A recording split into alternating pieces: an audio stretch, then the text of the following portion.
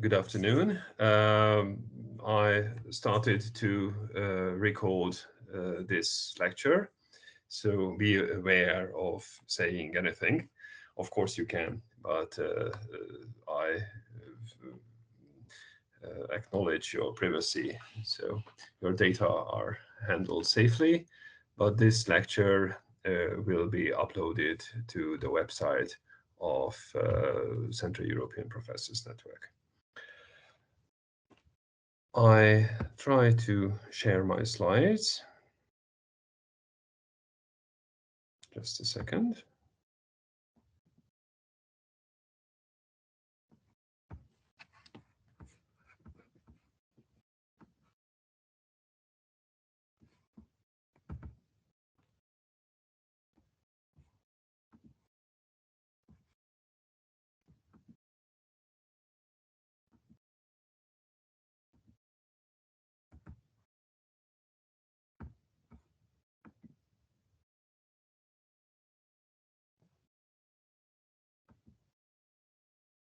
Hopefully now you see the slides, don't you? We do. So this is, the lecture is about religious diversity, and as I mentioned you, this is a topic of Central European Professors Network. So first of all, let's discuss what we're going to see. On the first part of the lecture, I will tell you certain information on the relation of religion and society. Then we will turn to the history of freedom of religion, and then to the possible relations of church and state. And finally, we will conclude on the relation of religion and culture. This is my first picture. You see different religions on the pictures. Could you tell me which religions you see? The picture. Islam. Islam, which is that? It's the one, I don't know the exact name for it, but the one with the big black sort of. Yes, it's the so-called Kaaba stone. Yep. This is the top middle picture. Perfect. This is a sacred stone of Islam. What else? Hinduism, Buddhism. Yes, Hinduism and Buddhism. The top right, what is that?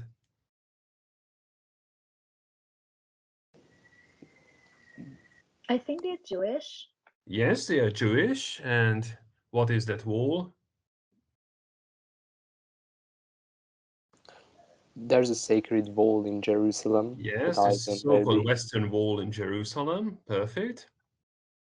And the two left are Christians, but they are slightly different, as you see. There's a Christian mass being celebrated, and yes, perfect. That is Catholic, and the middle one below, they are Amish community, and that is a Protestant celebration. So what you see, that's it was pretty obvious for all of you that all pictures symbolize a kind of religion. They are pictures of practicing a religion. In many ways, they are very different. My question is, if there is any common.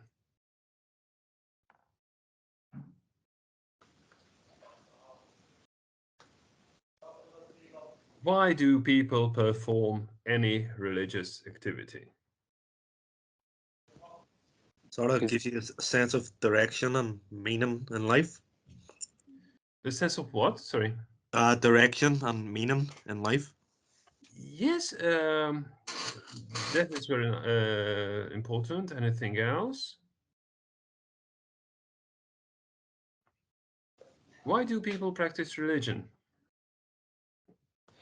In order to make connections with the transcendent, may it be one yes. of the Any connection to the transcendent, that is also very important.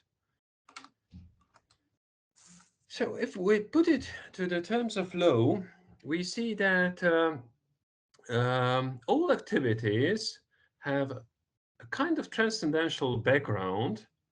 They root in conscience, they root in faith. So practicing religion is something more than a habit. It's more than doing sports or collecting stamps or whatever, because they have a very close connection to conscience, faith, and to put to constitutional terms, to human dignity. So what you see is that there are great differences among Muslims, Jews, Buddhists, Christians, and other religions. But there is a common core, and that core is human dignity and conscience. We see that on the pictures, they are all performing a kind of religious activity. And the second important question is if law and state have anything to do with them. Why such religious performances, why such religious activities are important for the state? Or is it important for the state? Religions are basically involved and entangled with tradition, and tradition is also is of key importance for the state, and there might lay the resemblance and the common connections. Okay, I turn the question. Why does the state have anything to do with me if I'm performing a religious activity or not? And does it have anything to do what kind of religious activity I do? Or in more general, is religion a private or a public issue? Well, I think this answer of mine should be related to the title shown on the slides. I think maybe that beliefs are private, but religion are public. And I think that if I want to, or if anyone wants to perform a religious activity, there will be debates between people, there will be some confusion maybe. And I think the state has the power to make everyone acknowledge, understand, and respect the other people, and religion is a part of their life. So yeah, Very I good. think this is what I So, think. on the one hand, religion is very private. It's closely connected to privacy. I can believe whatever I want. I can perform any activity I want. So it's a personal issue. But believing in a religion or accepting a religion influence all my life. So it's not just a private issue, but it has also have a public relevance.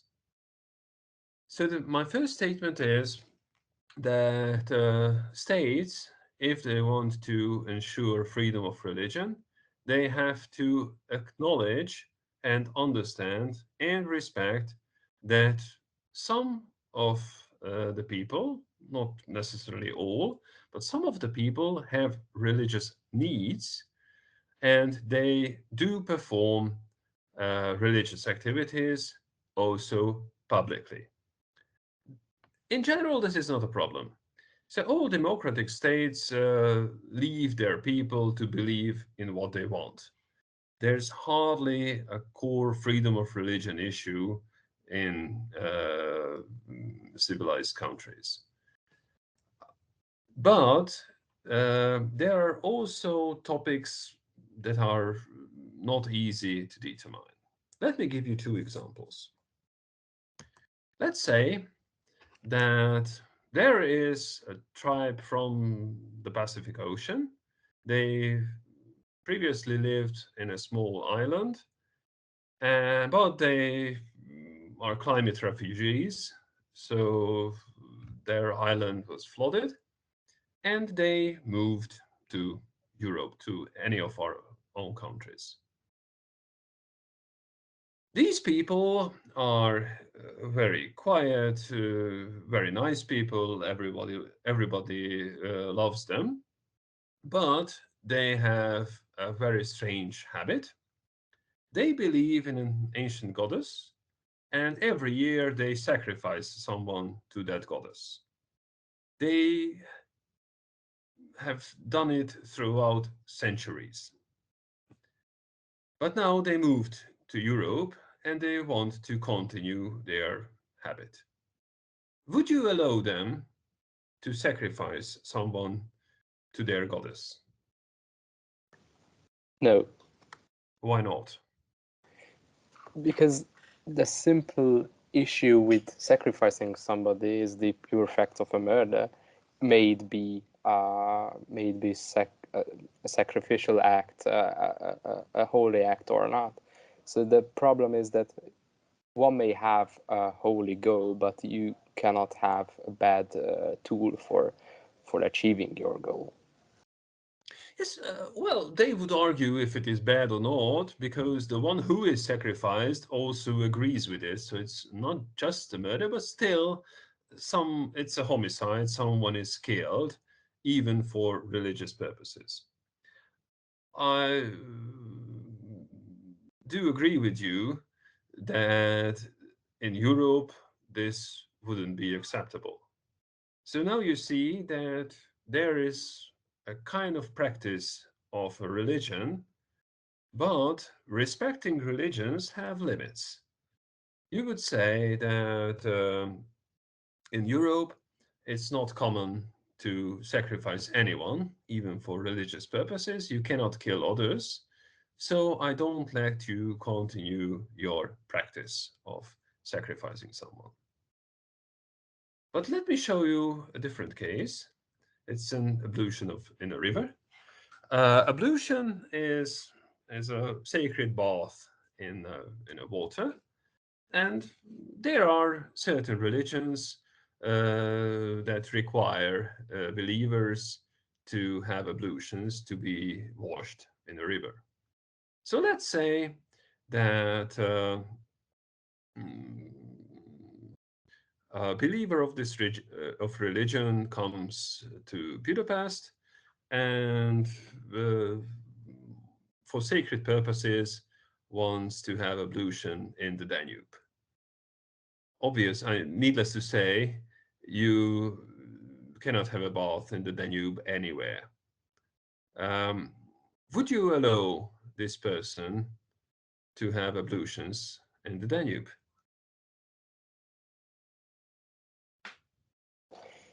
If it doesn't hinder or mar or spoil his or her health, then I would. Okay, others? It's a more tricky question than the previous one. Some of you would surely say yes, some others would say no, but the common issue of the two cases are that both cases there is a general rule not to kill anyone or not not to bath in the river. And the question is if you have to make exceptions under the general rule because of freedom of religion. On the one hand, freedom of religion, as we discussed, closely connects to human dignity. It's more than a habit and it influences all our life. And it covers both the free conviction, so I can have any thoughts on the purpose of life, if there is a God or not, if there is any transcendent or not. And secondly, it also covers freedom of expression, so I can express my faith either by performing religious activities or literally. On the one hand, there is a kind of public order. There are common rules on everyone, and we believe that such rules keep the society going. It helps the peaceful cohabitation to live with others, as Thomas Hobbes figured it out. So on the first slide, you saw that there are religious activities, and states have to respect religious activities, but such a respect is not limitless. There can be cases in which public order overrules freedom of religion. Public order is more important, and there is a necessary restriction of freedom of religion. The most important thing is that different countries give different answers where the borderline is between freedom of religion and public order. So if I put the question, is there only one answer to find the border between freedom of religion and public order? The obvious answer would be no. There are possible answers, and the possible answers vary upon how states relate to freedom of religion. So now I've just raised the problem. To answer the question, let's see the history of freedom of religion. What is the history of freedom of religion? The first question is if there were any freedom of religion in the Middle Ages. Did people have freedom of religion in the Middle Ages? It depends on which part of the world we are speaking. In Europe. Well, we are Europe-centered. In Europe, no, there wasn't. There wasn't. No. Probably it's even more interesting if they missed it. So let's say you lived in the 13th century, you had no freedom of religion. Did you miss it?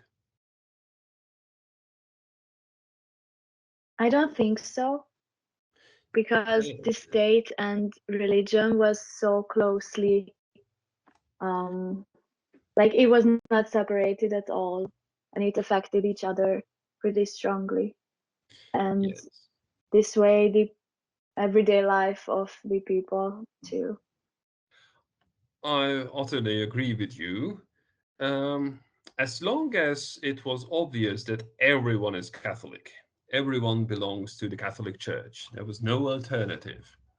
No alternative to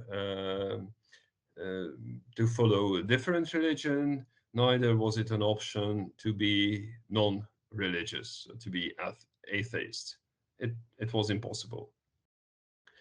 So as long as there is no option, there's no freedom of there's no need for freedom of religion. So we might conclude that in the Middle Ages there was no freedom of religion, but people didn't really care because they didn't need it. When did freedom of religion emerge? With the start of the Reformation. Very nice. So as long as there are several religions, there will be a need to have the right to choose among religions. So in 1517 is the rise of Protestantism. This is the day when Martin Luther started the Reformation in Wittenberg. And in the 16th century, Many regions of Europe, mostly Nordic countries, so North Germany, Scandinavia, the Netherlands, became either Lutheran or Calvinist. I forgot to mention Switzerland. And of course, many countries remained to be Catholic. And one of the first important international documents on freedom of religion was the Augsburg Peace Treaty of 1555 that declared the equality between Lutherans and Catholics. Actually, this peace treaty, despite the common understanding, was not about freedom of religion because it did not ensure people's right to choose among religions. Instead, it stipulated the principle cuius regio, eius religio, which means who owns the land owns the religion, which in simple terms meant that if the landlord was Catholic, the whole community was Catholic. If the landlord was Lutheran, the whole community became Lutheran. Individuals could not choose, yet the landlord chose instead of them. But the first document stipulating freedom of religion happened to be in Hungary, in Transylvania, that time Hungary. That was the Torda Peace Treaty of 13th of January 1568. Up till now, 13th of January is Freedom of Religion Day because of Torda Peace Treaty. And very interestingly, the treaty mentioned that faith is the gift of God. Therefore, there cannot be any distinction among faiths. And that was the first mentioning of freedom of religion. So freedom of religion started in the late 16th century, and of course, still in the 17th, 18th century, there had been religious wars throughout Europe. And until the 20th century, in Europe, we had either mostly Catholic or mostly Protestant countries in Europe. Hungary is one of the European countries that is mixed the most. So we are mostly Catholic, but we have a great Protestant minority in Hungary. And this situation changed in the 21st century due to globalization. Now we are living in a globalized world, and there are various religions in countries. There is a great diversity, especially in globalized cities, in Paris, in London, in Brussels, in Berlin.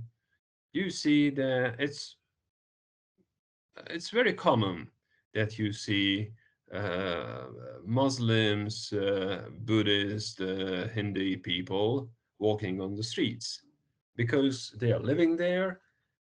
Moreover, they became French, British, German, and so on. And this is quite a new phenomenon. And until the 20th century, countries were rather homogeneous by religion. Now the situation has changed. Globalization resulted greater diversity of societies. So let's get back to our question: how should states relate to different religions? And should they relate states at all? What we see is that states don't care of religion until they are in private.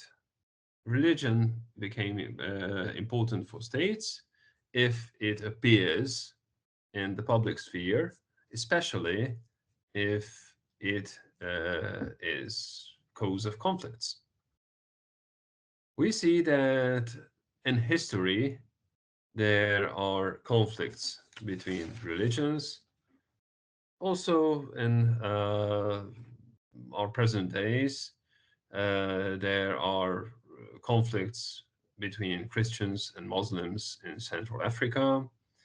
Many times this tends to be very cruel, and people kill each other just because of their faith. We also see that there are, and especially there have been, conflicts between Jews and Muslims in the Middle East, in Palestine. But here in Europe, there had been also conflicts between Catholics and Protestants. That we had severe religious wars from the 16th century. But if we consider the conflicts in Ireland between Protestants and Catholics, we can conclude that also in the 20th century, it was an issue if people are Catholics or Protestants.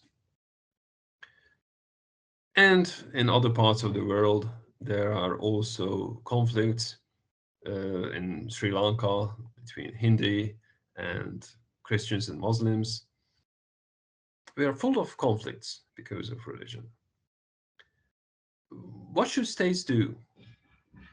Do you have any guesses? They should intervene as soon as they see these atrocities, but there certainly has to be some kind of a prevention, but that prevention has to be a dialogue between these religions. What kind of dialogue you think of? Something like an ecumenic dialogue, which is conducted by the head of government or other statesmen, which would elucidate these people of different religions, of not killing one another and not spoiling one another's traditions. That's a very important thought. A bit we are off topic, but it's still very important to discuss it. Any other guesses on the dialogue between religions?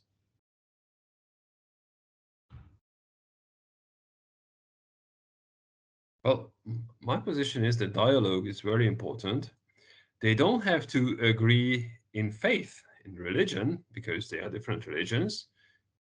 We don't have to turn one religion to another, but they have to agree in society. So they don't have to agree, let's say, just between Catholics and Protestants, that there are some crucial questions in which they don't concord. But if they agree how the society should go, then that's a perfect sphere for dialogue. So it's not a religious dialogue, but rather a social dialogue on how the states should work. And I agree with you that states may influence the dialogue. They can support the dialogue between the parties. But the issue is not just a conflict between religions. There are also conflicts between religious and non-religious people.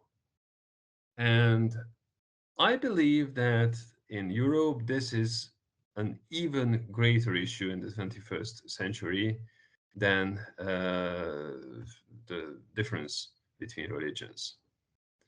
And the key question is that what we started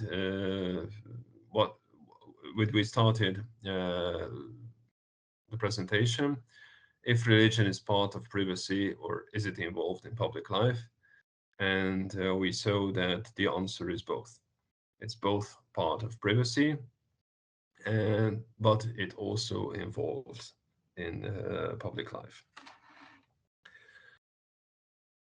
But to see how different states have answers for the different topics, let's say the possible relations between church and state. Oh, sorry. Before that, there is an interesting case. You might have heard it. This is Lautsi versus Italy.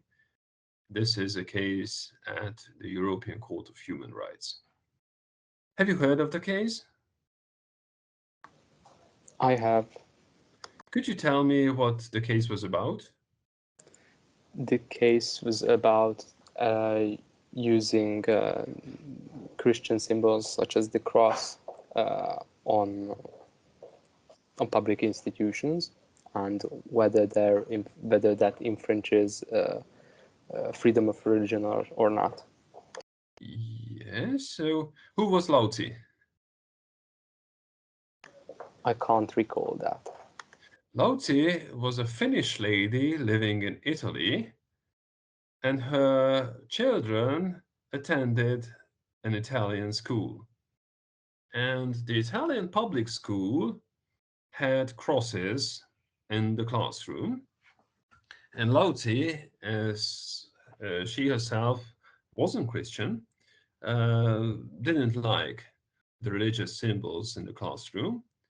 Therefore, she challenged the Italian public school and turned to court to oblige the school to move the crosses away. The court said Lautsi wasn't right, and the school had the possibility to place Christian symbols in the classroom. Moreover, the school was obliged to do so because there was an Italian legislation that that was binding on Italian schools to place crosses to classrooms. Then Lautsi turned to the Italian Constitutional Court to challenge the piece of legislation. The reasoning of the Italian Constitutional Court was very interesting and I would say humorous. The Constitutional Court said that the legislation obliging the schools to place crosses was quite an old legislation. It was a royal decree from the 1920s, still in force in Italy. And the court has competence only over laws, acts of parliaments, so they cannot examine the constitutionality of a royal decree. Therefore, they dismissed Lautsi's petition. And then Lautsi turned to the European Court of Human Rights, to the Strasbourg Court. And the court first said, and it was 3rd of November 2009, first the court said that Lautsi was right. And states must respect freedom of religion. They cannot promote any religion. And the symbol of the cross infringes diversity, and it infringes Lautsi's right to a neutral education. So they concluded that the petition was well-founded. And that was the start of a great European debate. So that was one of the most debated decisions of the European Court of Human Rights. And Italy turned to the Grand Chamber. Countries can challenge the decisions of the European Court of Human Rights of first instinct, and can turn to the Grand Chamber. The Grand Chamber is not obliged to deal with the petition, but it can. And many countries intervened. Many countries intervened on the side of Italy, and some other countries intervened on the side of Lautsi. So it proved to be not just a constitutional issue, but also a political issue. And finally, the Grand Chamber decision overturned the decision of first instinct. And it said that there are different models concerning the relation of state and church. There is no common standard. So the European Convention doesn't give one particular standard for state and church relation. And as long as crosses are passive symbols, they don't infringe individual freedoms. So finally, the petition was refused. What does passive symbol mean? It is a symbol which is used also by tradition, but the symbol itself illustrates somebody suffering, which is more of a passive act, and therefore the symbol itself doesn't urge one to act. It's rather just a passive symbol. Well, it's not passive because Christ was suffering on the cross. It means something else. Unfortunately, now we are not at the classrooms of Pázmány. We are online, but in all classrooms there are crosses. Have you noticed it? Yes. And in any lectures, have you heard any reference to the cross in the classroom? I don't think so. It happened too often. It's when I gave a constitutional law lecture at Pázmány, I don't do any reference to a cross. Of course, in certain examples, it's possible, but otherwise, you hear constitutional law, civil law, labor law, criminal law lectures, like any other law students in the country. So the cross symbolizes the university's commitment to Christianity, but it doesn't influence education. Therefore, it is a passive symbol. So a symbol is passive if the education is not committed to religion, only the school itself is committed to the religion. And this is the difference between passive and active symbols. So finally, the European Court of Human Rights concluded that there are different models concerning state and church relation. What kind of models did they think of? Could you name them? Different models of state and church relation?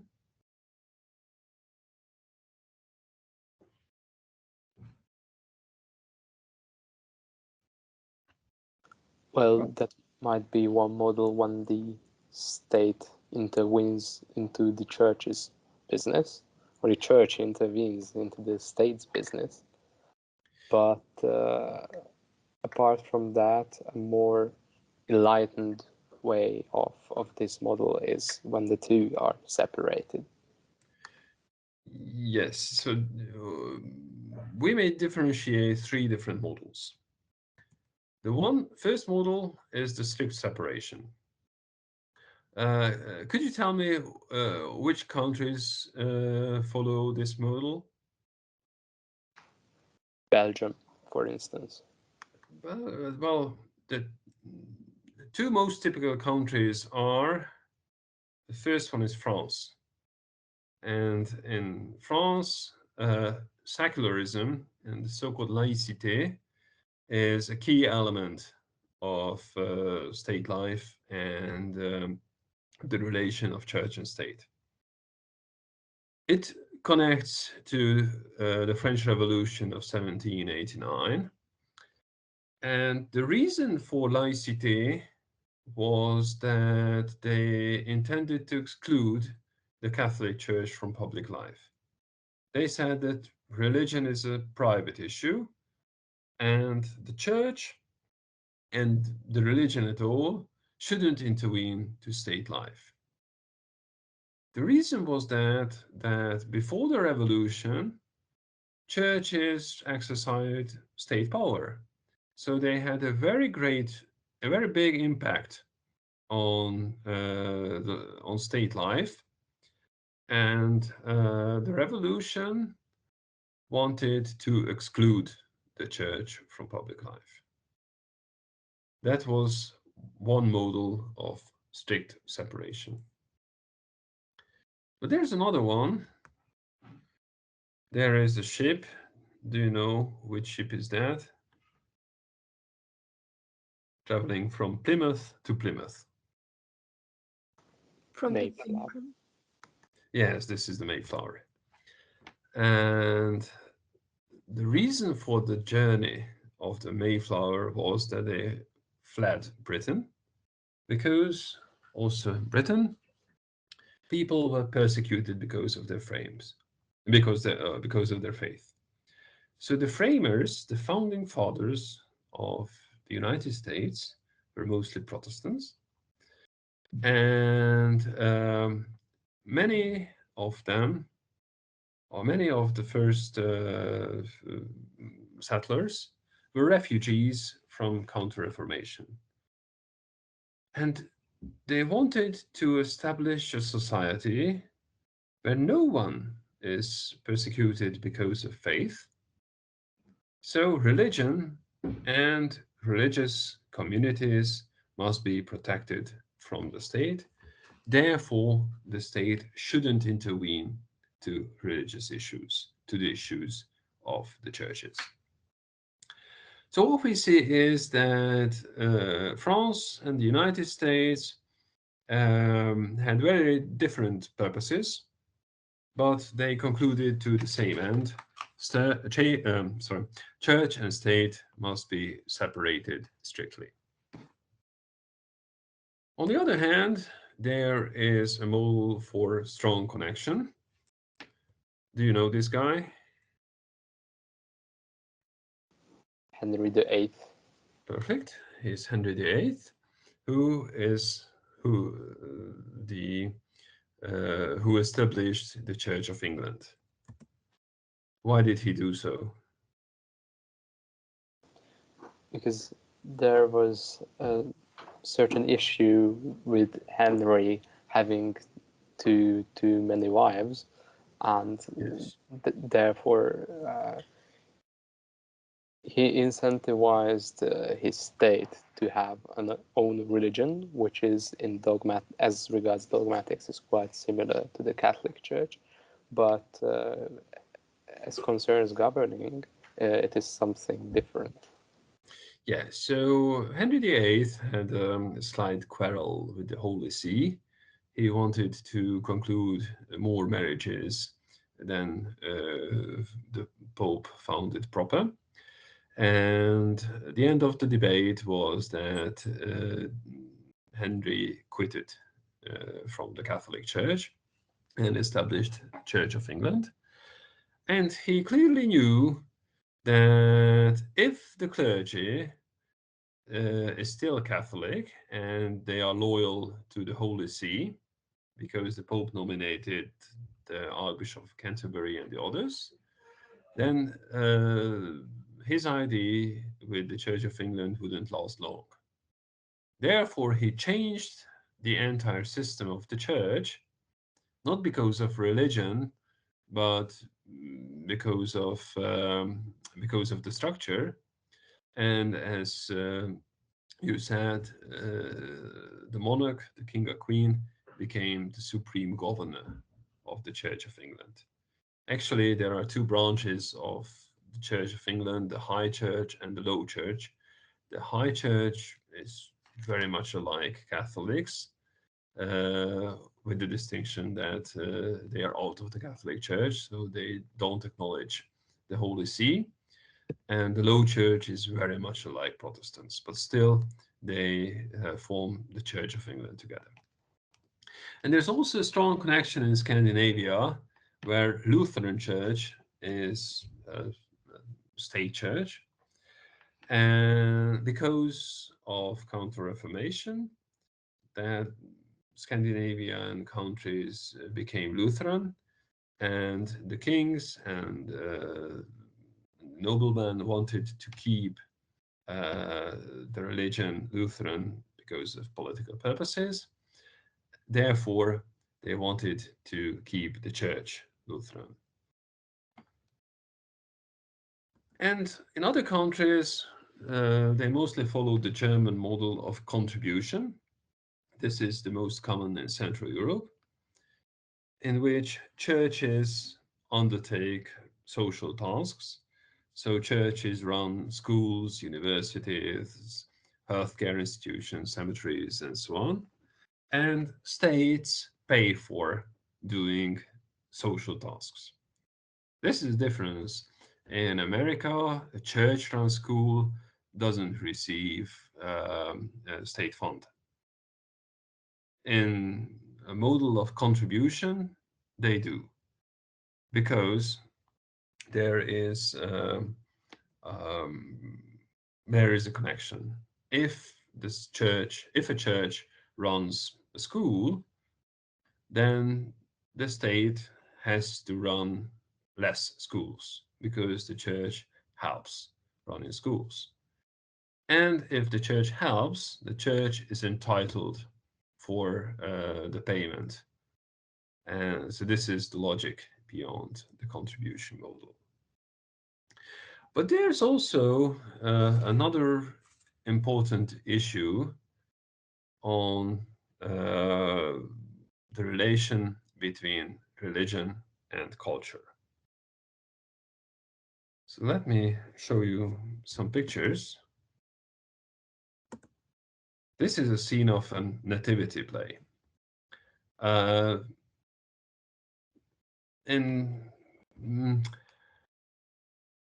Is it a custom in your countries to see nativity, or for children to go for nativity play? Yep, every year in primary schools, they would have their own sort of nativity play around Christmas time. Yes, and any other in other countries?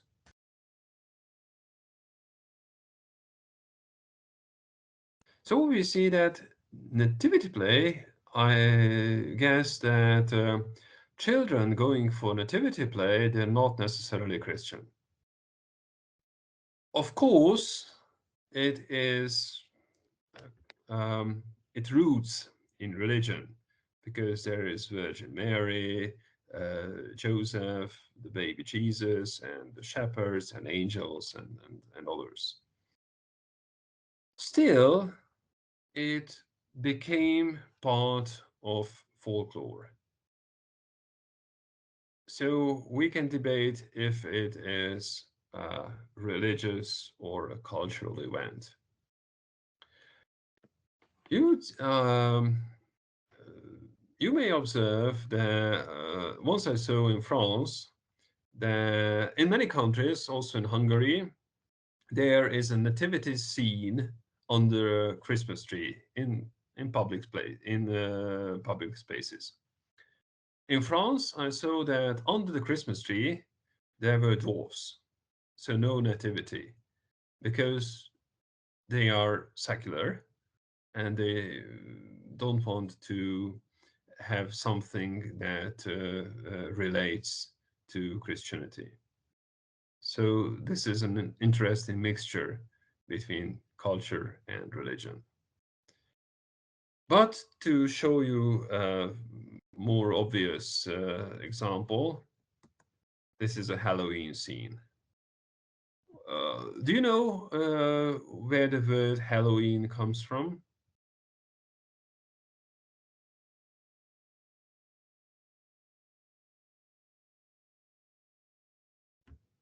Any guesses?